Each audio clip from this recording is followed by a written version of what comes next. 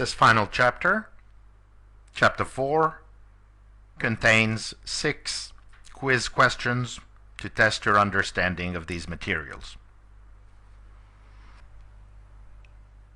Question 1.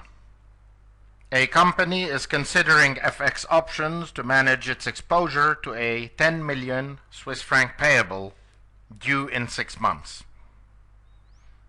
Using the following option prices, where calls and puts on the dollar are shown, with option prices quoted in dollar price per notional of Swiss franc, the company wants to protect against a stronger Swiss franc impacting the dollar cost of its payable by buying a Swiss franc call struck at 140 and selling a Swiss franc put struck at 155.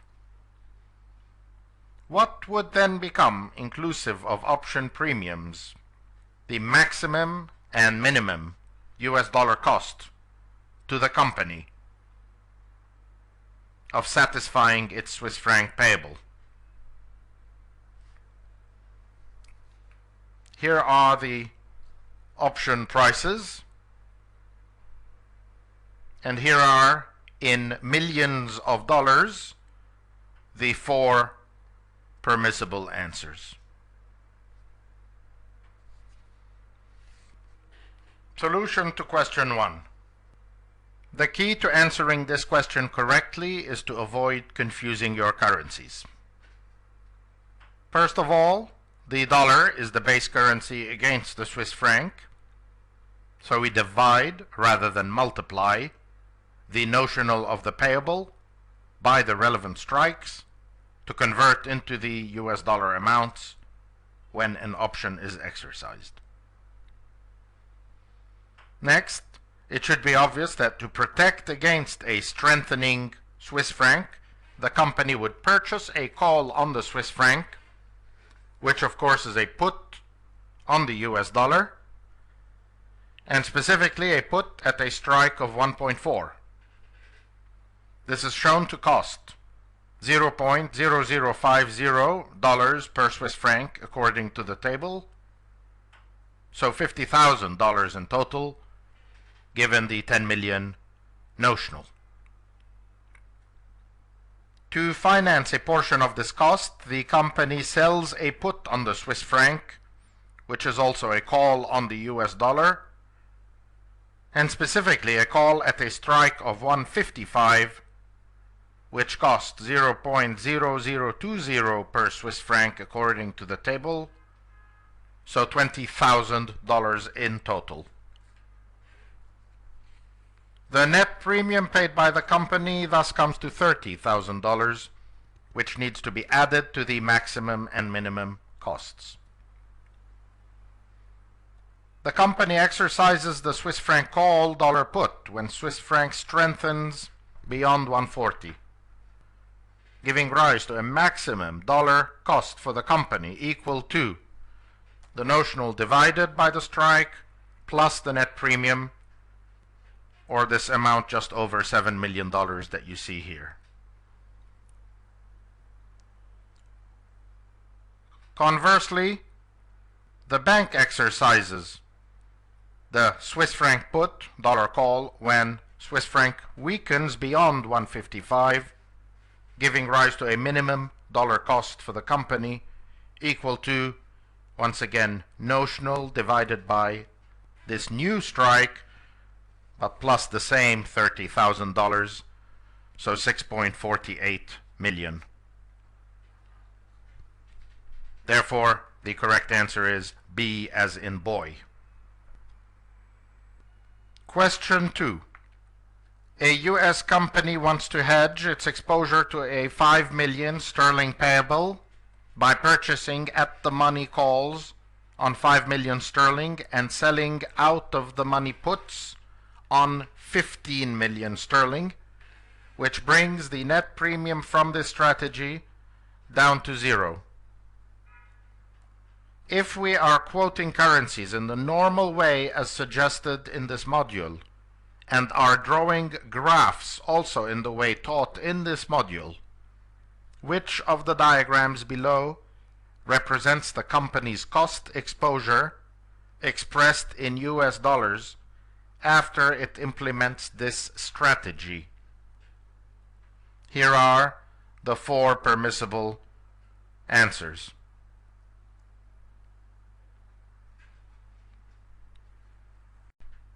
Solution to question 2. Since the U.S. company's exposure arises under a sterling payable, its exposure diagram prior to any hedging looks presumably as follows, based on our discussion from Chapter 1. An upward sloping straight line showing increased costs as sterling moves towards higher levels, where we emphasize again the y-axis shows the costs in US dollars for the company under this payable.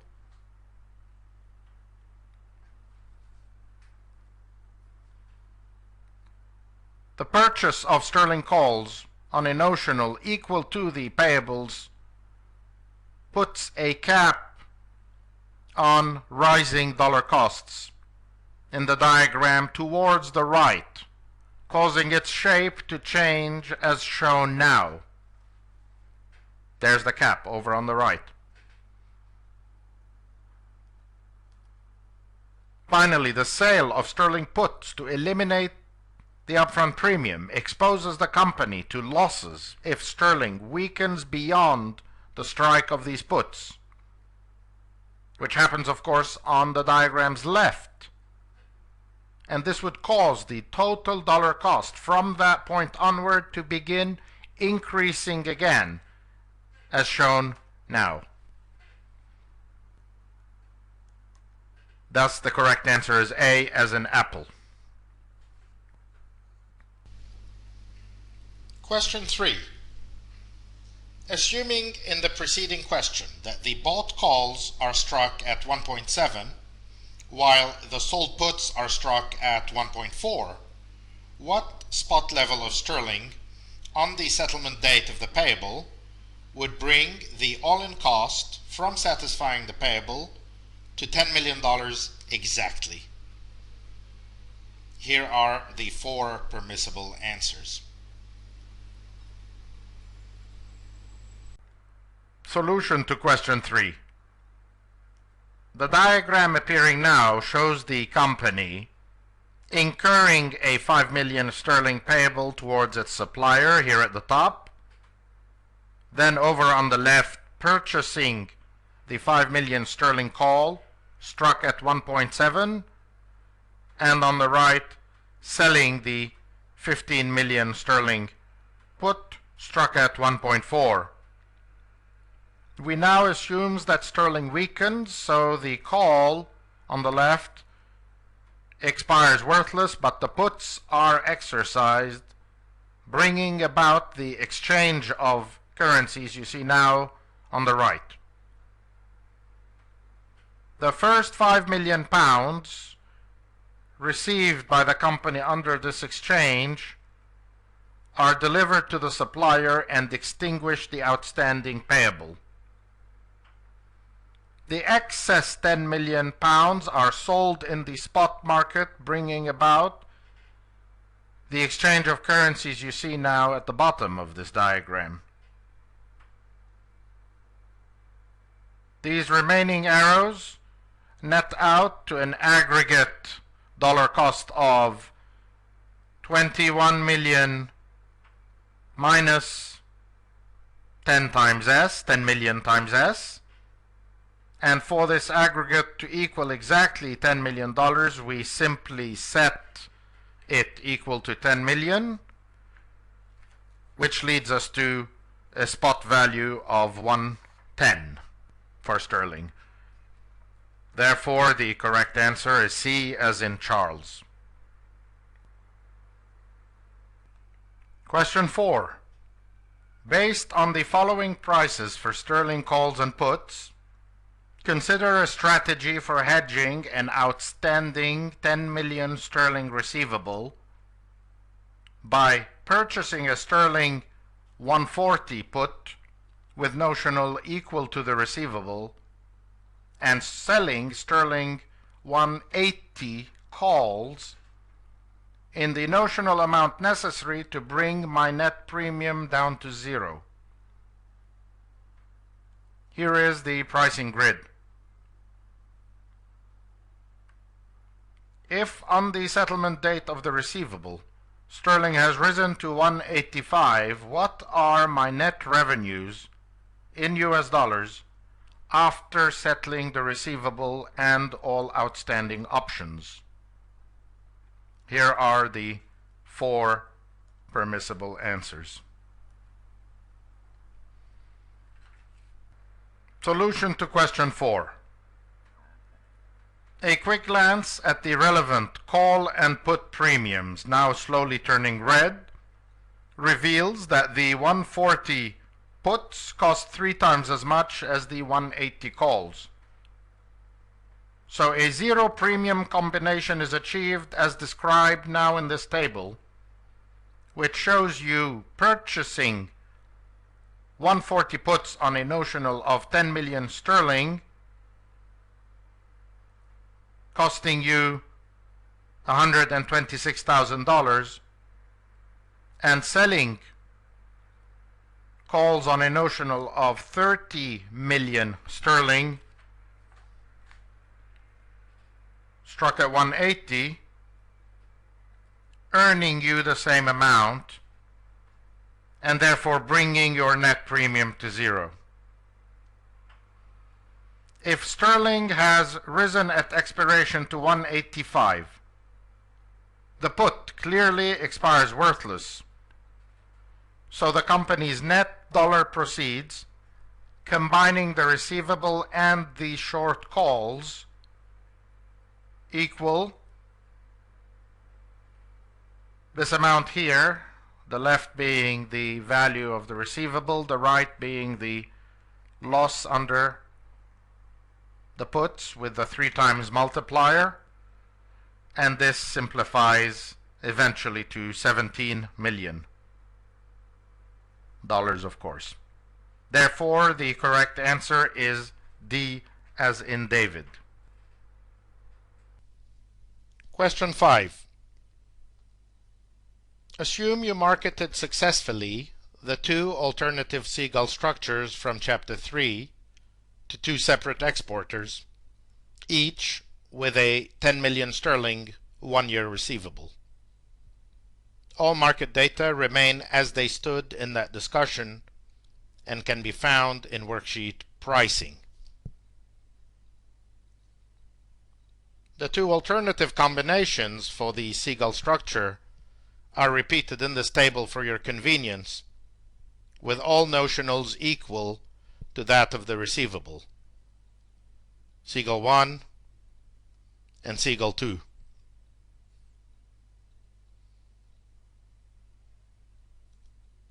If shortly after closing, vol for sterling options rose to 12%, would your customers have gains or losses from an MTM perspective?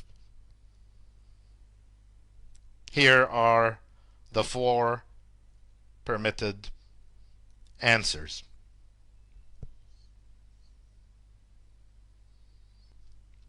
Solution to question 5. We need simply to calculate the value of each position before and after the increase in vol and compare the aggregate outcome to the original state. The table that just appeared presents all required calculations and reveals for Seagull 1 a gain of some $44,000 versus for Seagull 2 a loss of some $74.6 thousand. So the correct answer is B as in boy. We might ask whether this result is consistent with our intuition. Certainly Seagull 1 appeared to have a better chance than Seagull 2 of making a profit, since under Seagull 1 the company is long 2 options and short only 1, while under Seagull 2 the company is long 1 option only and short the other 2. Seagulls are indeed often distinguished on precisely whether they are long or short vega. At times when vols are high and appear to offer value for a seller, Seagull 2 becomes more attractive on a relative basis, while when vols are low and appear to offer value for a buyer, Seagull 1 becomes arguably the more attractive alternative. But we will have more to say about this when we study the vol skew in a more advanced module. This completes our discussion of question 5.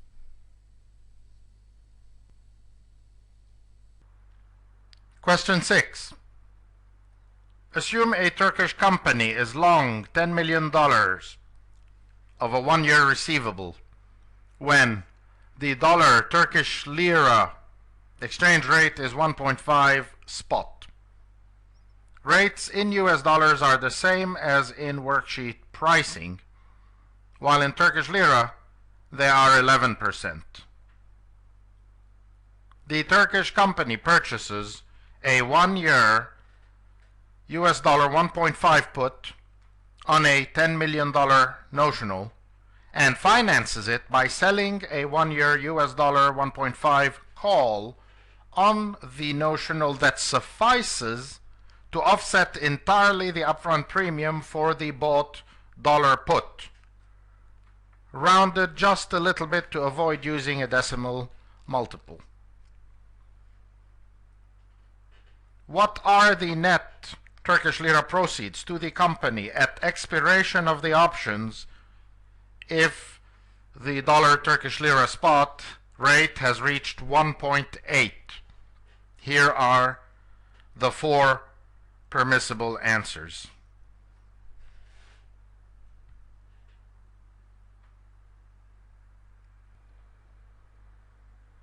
Solution to question 6. We first input the data we were given on this worksheet, question 6 solution, which shows once again the call and put pricing model for FX options, calls and puts. Note in particular the 11% Turkish lira interest rate in this cell D9. We see readily that the forward rate at 164 is so high in sympathy with the massive interest rate differential between dollars and Turkish lira that calls over here in G6 on the US dollar are expensive, while puts right underneath are cheap, all in relative terms.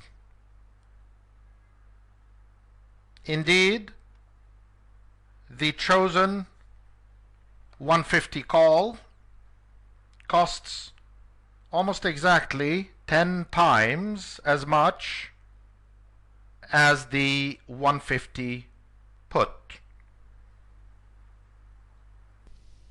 So the company can buy this put and offset its premium, which comes to 141,000 Turkish lira, by selling 150 calls on 1/10 the notional amount, i.e. on $1 million of notional.